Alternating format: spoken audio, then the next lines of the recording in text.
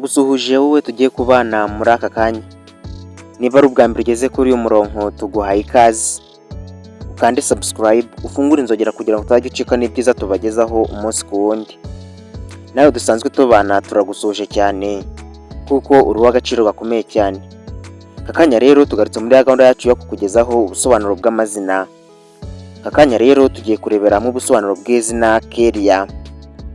Muri iyi video turaza kurebera hamwe inkomoko y'iri zina, turebe ibiriranga, ubusobanuro bwaryo n'ibindi bitandukanye. Nk'ibisanzwe nge tugiye kubana muri iki kiganiro, ndi Mizero Felix.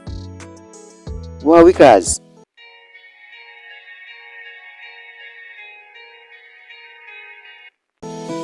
Kellia ni izina rihabwa umwana w'umukobwa.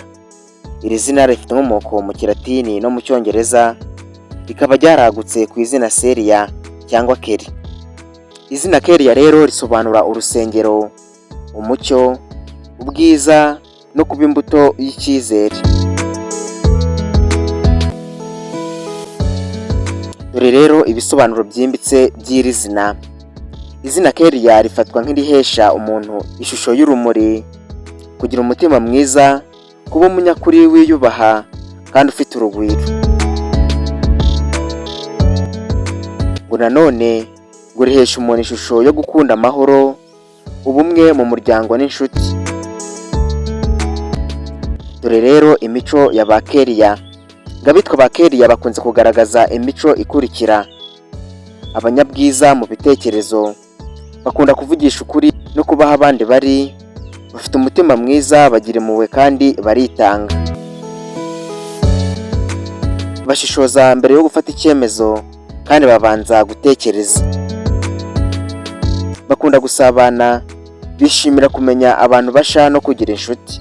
Ni abahanga mu guhanga udushya, bafite ibitekerezo bisha byo gukora ibintu mu buryo butandukanye.